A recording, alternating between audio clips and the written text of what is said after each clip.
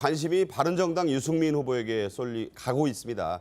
서울 강남의 타워팰리스 그리고 도곡동, 대치동 지역구로 하는 이은재 바른정당 의원이 탈당해서 자유한국당에 입당했습니다. 사실상 원새누리당으로 돌아갔다 이런 건데 이 의원 김무성계로 알려져 있는 사람이죠. 김무성계가 유승민 후보의 탈당을 압박하는 실력 행사를 한 거다 이런 해석도 있고 또 김무성계의 집단 탈당의 신호탄이다 이런 해석도 있습니다. 자, 이 부분을 좀 얘기를 잠깐 하고 넘어가야겠는데 어떻게 보셨습니까?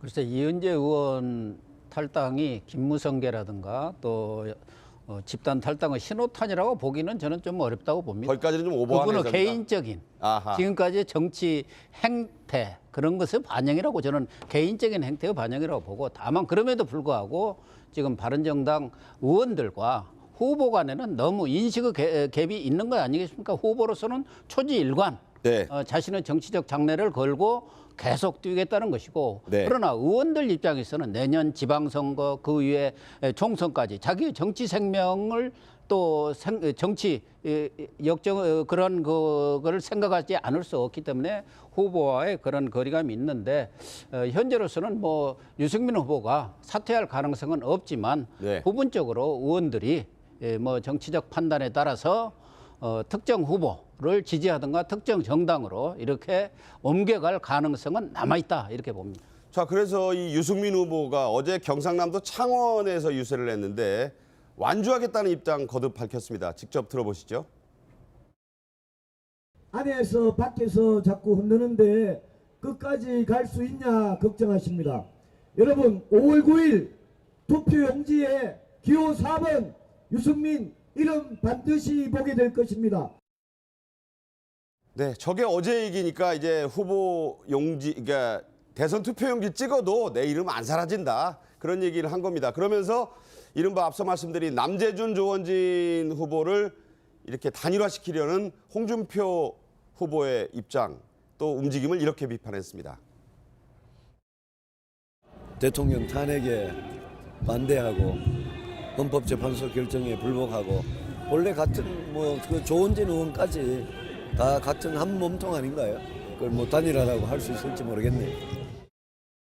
저게 이제 창원 유세에서 이제 기자들 물으니까 그걸 단일화라고 할 수 있는지 모르겠다. 뭐 어쨌거나 뭐 단일화는 단일화죠. 근데 지금 이제 바른정당에 소속된 의원들의 그 큰 고민이 초선 의원은 거의 없어요. 다 다선 의원들이에요. 그러면은 내년에 지방선거에서 저 다선 의원들이 기초자치단체장이라든가 기초의원 등 강력 의원들을 두지 않으면 그 다음 총선에서 본인들도 힘들어지는 거거든요. 그러니까 바른정당 의원들의 지금 지역구가 또 그 보수정당 자유한국당이 절대 우세 지역인 곳에 또 출신들이 많다는 거. 네. 그게 지금 바른정당 의원들로 하여금 내년과 그 후회를 걱정하게 만드는 것으로 보이고. 네네. 하지만 지금 유승민 후보 입장에서는 뭔가 명분이 있어야 되는 거고 그리고 이 판에서 본인의 그 포기가 뭐 판을 조금이라도 어떤 그 영향이라도 끼칠 수 있을 정도가 돼야 그 뭐 모양새도 사는 건데 네. 지금 보면 명분 실리가 다 없는 입장에서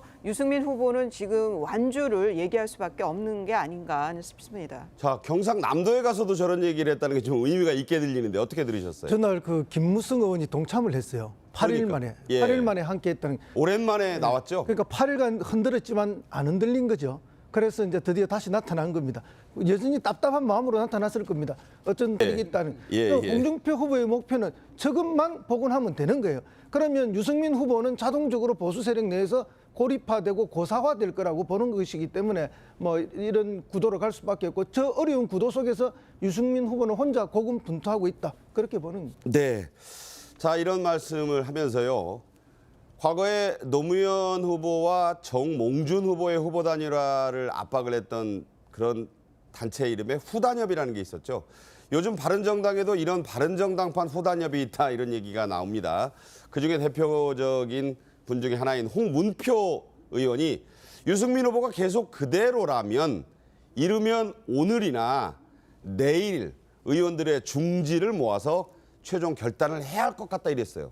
그러니까 앞서도 이야기했지만 유승민 후보와 의원들의 그런 정치적 이해관계가 틀리기 때문에 다른 선택을 할 수 있다. 물론 명분이라든가 원론상으로 보면 당연히 자신들이 뽑아준 후보를 설사 뭐 그 지지율이 낮다 하더라도 밀어주는 게 당연하고 말하자면 새로운 보수, 개혁적 보수, 합리적인 보수, 참 보수를 주장하고 나온 사람들이 후보 지지율 낮다고 해서 우리 그거 안 해요. 네. 그런 거 자체는 누가 보더라도 설득력이 없고 명분이 없지만 그러나 정치는 또 현실이기 때문에 지금 홍문표 의원이라든가 지금 20여 명의 네. 그러니까 33명 의원 중에 대다수 의원들은 과반이 넘잖아요. 네, 과반이 넘는 의원들은 정치적 선택을 조만간 하지 않을 수 없다. 그래야만이 자신들도 어떤 정치적 선택을 하든 그것이 말하자면 정치적 선택의 영향력이 살아난다. 그렇죠. 너무 늦게 해버리면 아무 영향력이 없기 때문에 지금 오늘 내일 사이에는 해야 하지 않겠느냐고 그렇게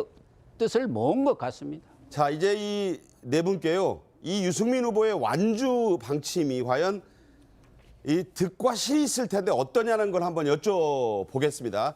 그러면서 그 쓰실 동안에 8일 만에 경남 창원의 그 유승민 후보 지원 유세에 동참했다. 아까 허성무 소장 말씀하셨는데 김무성 의원이 이런 답답함을 토로했습니다. 왜 이렇게 지지율이 오르지 않은지 저희들도 참 환장하겠습니다. 여러분 이번에 잘 하다가 안 되면 또 다음에 기회가 있지 않겠습니까? 우리는 비록 단일화를 주장했지만은 이것이 되지 않을 때는 바른정당의 유승민 후보가 지금보다 단 한 표라도 더 얻도록. 네. 자, 참 답답하다, 환장하다, 이런 말씀을 같이 들으셨어요. 자, 그러면서 아까 말씀드린 대로 유승민의 완주. 자, 어떻게 우리가 이걸 봐야 될 거냐. 그런 걸 이제 우선 우리 최병욱 편집장께서 말씀을. 그러니까 득과 실을 보자면 완주라는 것은 사실 유승민 후보가 현재 받고 있는 지지율 이거를 이제 어느 정도 그냥 자, 한번 읽어볼게요. 존립의 명분은 그러니까 이건 득이에요, 득. 네. 그러니까 무슨 얘기냐면 바른정당이 창당을 하게 된 계기는 뭐예요? 이 박근혜 그 전 대통령이 탄핵을 당하면서 저 탄핵에 우리는 찬성할 수밖에 없다. 네. 왜냐하면 국정농단이라는 것은 있어서는 안 되기 때문에 네, 네. 그걸 명분으로 해서 바른정당을 창단했는데 그렇기 때문에 바른정당을 없애거나 거기서 후보를 안 낼 경우에는 존립 명분이 없어진다는 거죠. 그러니까 네. 이 명분을 끝까지 가져겠다는 거. 이거는 득이다. 그러나 득이다. 실은 실제 자 유승민 후보가 만약에 대선이 끝나고 났는데 뭐 몇 % 얻었다 하는 결과가 나오기 않겠습니까? 성적표가. 네네. 이 성적표는 바른정당의 집권 명분 또는 뭐 존립 명분 이런 거하고 너무나 현격한 차이가 있을 거예요. 네. 그럴 경우에는 바른정당이 과연 앞으로 희망이 있을까 하는 거를 국민들한테 확인시켜주는 모양밖에 안 될 그건 것이기 더 때문에 안 좋은 상황이다. 그렇죠. 그거는 본인한테 오히려 굉장히 좋지 않은 성적표를 보여주는 그런 모양이 될 것이다 봅니다. 자, 이제 건너편 쪽으로 건너와서요. 우리 고영신 교수님 득실을 이렇게 적으셨네요. 득은 정치 지도자, 특히 차세대 정치 지도자로 발돋움한다는 득이 있다라고 보셨고, 실은 보수와 중도표를 분열시킨 책임을 질 거다.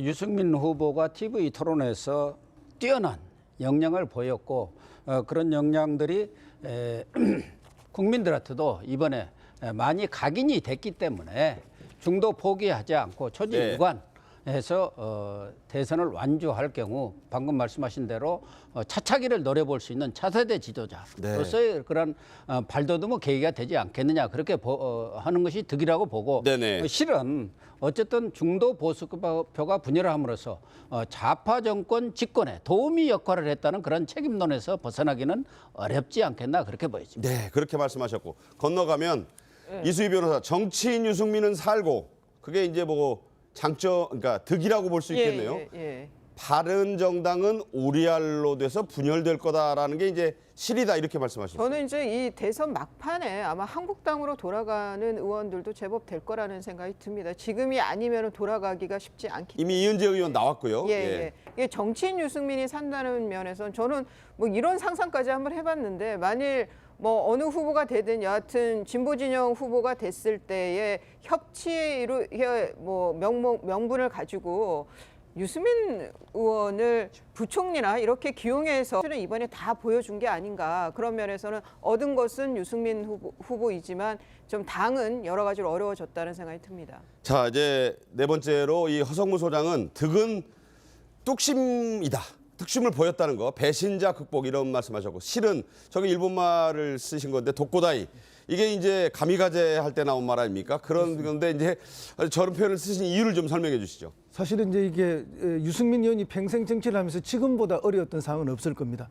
지난번에 뭐 당에서 쫓겨나고 배신자로 찍힐 때도 지금 상황보다는 어렵지 않았습니다. 네. 가장 어려운 상황을 잘 견디어내는 그런 힘, 뚝심을 보여줌으로써 방금 고 박사님 말씀하셨던 것처럼 차세대 정치 지도자로서의 자리는 분명하게 매김이 될 것이다. 그리고 완주를 해야만 대구 경북에서의 그 배신자 프레임에서 어느 정도 벗어날 수 있는 기만은 네. 그렇게 돼서 홀로 약간 독불장군 느낌으로 쓰신 거죠. 그런 느낌이 예. 들게 되는 거죠. 근데 그 이미지를 어떻게 앞으로 극복해내야 되는데 일단 이번에는 그런 이미지가 형성될 수밖에 없는 상황이다. 그것이 뭐 잃어버리는 점이 아닌가 이렇게 봅니다. 원래 저 표현은 이제 소설 제목으로도 나왔지만은 그 장렬하게 산화한다 그런 의미로 저는 해석을 했는데. 사실 이게 홍준표 후보가 제일 좋아하는 말이 독고다이죠. 네, 알겠습니다.